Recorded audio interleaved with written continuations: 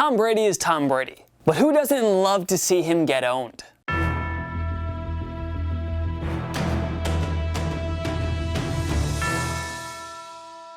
Tom Brady may be the most accomplished NFL player in history, with 7 Super Bowl rings, as well as 5 Super Bowl MVPs and so many countless records on his resume. But even the GOAT has his off days, and from time to time, he gets owned by his opponents, the press, social media, and the internet. Here are 10 instances when Tom Brady actually got owned. The hit by Nate Clements. One thing you notice with Brady is that he almost always slides when he runs. And though we can't officially confirm it, you can't help but wonder if he was inspired to play it safe after taking a brutal hit from Buffalo Bills cornerback Nate Clements in Week 14 of the 2001 season. Facing a 3rd and 17 situation in the 3rd quarter, Brady scrambled to the right and looked for a short gain, but he was absolutely destroyed by Clements. TB12's helmet came off on the play. But being as tough as they came, he managed to get up immediately. And yeah, he finished the game. And the Patriots went on to win 12-9 in overtime. As usual, Brady overcame adversity and rose to the occasion when it mattered most. Monday night meltdown in Kansas City. Remember when a ton of people thought Brady was washed up following that miserable Week 4 2014 blowout loss to the Kansas City Chiefs at Arrowhead? Spoiler alert, it was just one bad game. Nonetheless, it was one of the all-time worst performances of Brady's career. The Patriots had no answer for Jamal Charles or Alex Smith, but it was Kansas City's defense that especially made this game a humiliating one for Brady and company. Brady completed just 14 passes for 159 yards, 1 touchdown, and 2 picks. One of them was returned for a touchdown. He took 2 sacks, fumbled twice, and lost to one of them, finishing with a brutal 59.9 quarterback rating. It got so out of hand that Bill Belichick pulled him in favor of Jimmy Garoppolo. Of course, everyone knows what happened after that. The Patriots won 10 of their final 12 regular season games en route to a Super Bowl 49 championship. The whole Brady is washed up narrative didn't really end well, and Bill Belichick's "we're on to Cincinnati" soundbite went down in NFL lore. Yes, everything turned out fine for the Pats, but at least for one night, KC fans and the many Brady haters got to enjoy watching the GOAT get owned. The New York tabloids. Before Super Bowl 49, reports surfaced that the footballs used for the Patriots' Indianapolis Colts AFC Championship game had been tampered with. More specifically, they were deflated. And with that, Deflategate was born. You all know the story now. Wells led an investigation that found it was more probable than not that Brady was at least generally aware of the footballs being deflated. He was suspended for the first 4 games of the 2015 season. The Patriots were fined $1 million and docked their 2016 first and 2017 4th round picks. Sure enough, the New York media had a field day mocking Brady over the whole Deflategate scandal. I mean, regardless if Brady was guilty or not, you have to say the media got him pretty good here, even though he got the last laugh as usual. Brady had his suspension overturned in court, but the NFL appealed it and got it reinstated for the 2016 season. Brady accepted the suspension, came back in Week 5, and led the Pats to their 5th Super Bowl championship, because of course he did. Richard Sherman's meme. Brady's Patriots visited the Seattle Seahawks in Week 6 of the 2012 season. The established Pats were playing an up-and-coming Seattle team led by the young and dynamic Legion of Boom secondary and rookie quarterback Russell Wilson. The game more than lived up to the hype. The Seahawks, trailing 23-10 midway through the 4th quarter, rallied for 14 unanswered points to win. It was a statement game by Wilson and the Seahawks secondary. After the victory, Seahawks cornerback Richard Sherman tweeted the meme with the timeless "You mad, bro?" caption. In the tweet, Sherman claimed that Brady told him to see him after the game. Sherman wound up deleting the tweet, but the internet saved it and wouldn't let Brady forget it. We should note that Sherman also had an interception in that game. Before Super Bowl 49, Sherman brought up the trash talking between the two in 2012.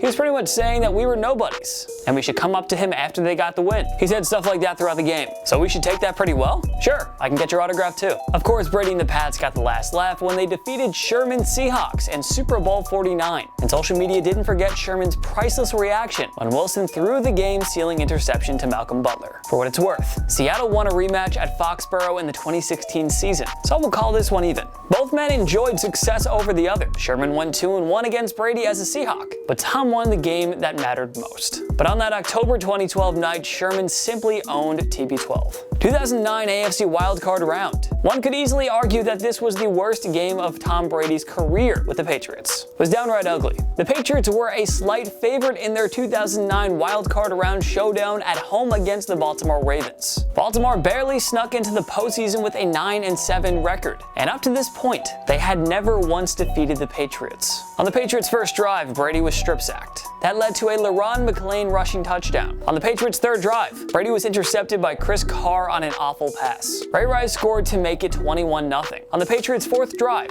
Brady was picked off by Ed Reed. The Ravens kicked a field goal to make it 24-0, and they held on for the 33-14 victory. Brady and the offense were heavily booed during the first quarter. His final stat line, 23 of 42 for 154 yards, 2 touchdowns, 3 picks, 3 sacks, 1 fumble lost, and a woeful 49.1 quarterback rating. Just how bad was it? Ravens quarterback Joe Flacco only had to complete 4 passes for 34 yards in the victory. Brady's turnovers made life very easy for Baltimore that day. This was also the Patriots' first home playoff loss in the Brady-Bill Belichick era, and the franchise's first home playoff defeat since the 1978 divisional round against the Houston Oilers. Yeah, it wasn't the finest moment for Brady and the Patriots during their 20-year reign of historic dominance, now was it? Khalil Mack, Week 5, 2020. Brady had a perfect 5-0 record against the Chicago Bears when his Tampa Bay Buccaneers visited Soldier Field on Thursday Night Football in Week 5 of the 2020 season. But history would change on this night.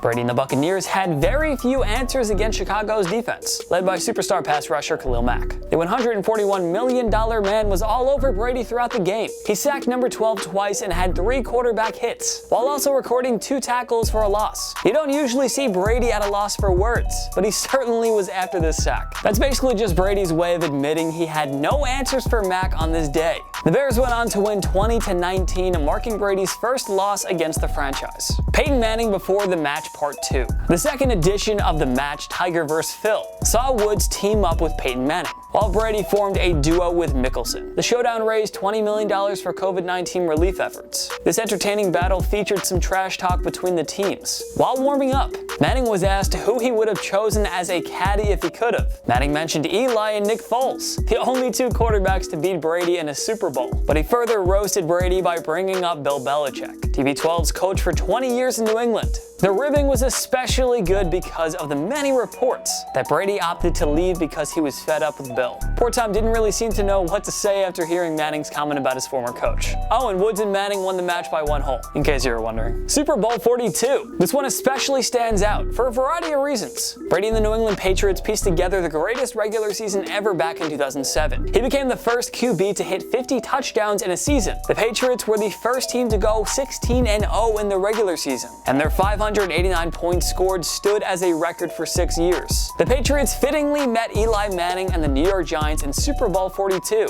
Why was it fitting? For one, it was the Giants whom the Patriots defeated in Week 17 to complete their perfect regular season. And Eli, of course, is the younger brother of Brady's longtime rival, Peyton Manning. Before Super Bowl 42, Giants receiver Plaxico Burress predicted that this team would win by a final score of 23-17. Brady usually stays away from trash talk in his media conferences. Couldn't help but respond to Burress' bold prediction. Well, Burress turned out to be a little too kind to the Patriots. The Giants wound up winning 17-14, so Brady scoffing off Burress made him look silly. And yeah, it was Burress who scored the game-winning touchdown in the final minute. Continuing with this particular ownage, Brady was sacked 5 times, and he lost a fumble in the game. The Giants' defense had its way against the best offense ever seen at the time. Tom Brady, good sir, you got owned. So owned.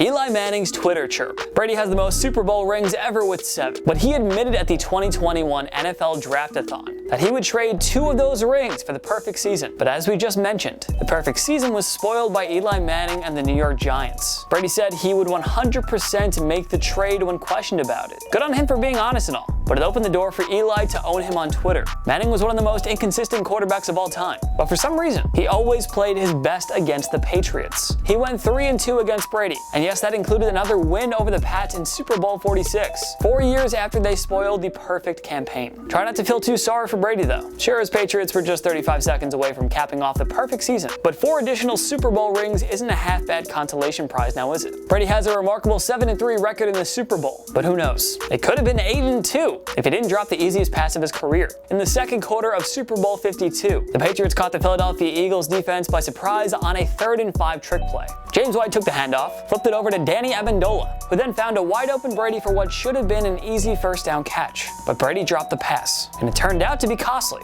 The Patriots turned it over on downs on the next play. The Eagles went down to score a touchdown, and they wound up winning 41-33. And so social media went ahead and had a field day over Brady's rare, unforgettable blunder. To make matters worse, Eagles quarterback and Super Bowl 52 MVP Nick Foles outdid Brady by actually catching a TD pass on the Philly special in that same game. So in a way, the difference was one QB making a catch, but not the other. Of course, Brady went on to win 2 of the next 3 Super Bowls anyway, so we'll go ahead and guess that he won't let that drop pass bother him too much. What other Tom Brady got owned moment should we have included on our list? Join me in the comment section below. Make sure to follow myself and TPS on social media. We post great content all the time. Instagram, Twitter, TikTok, YouTube, we're on everything. Go subscribe, go follow. Of course, if you like this video, give it a like. It takes one click down below. And of course, subscribe to TPS. We post videos every day. Every day is a new video. Every day. Sports content all the time. Thank you so much for watching. I'm Jason Biondo. I'll see you next time.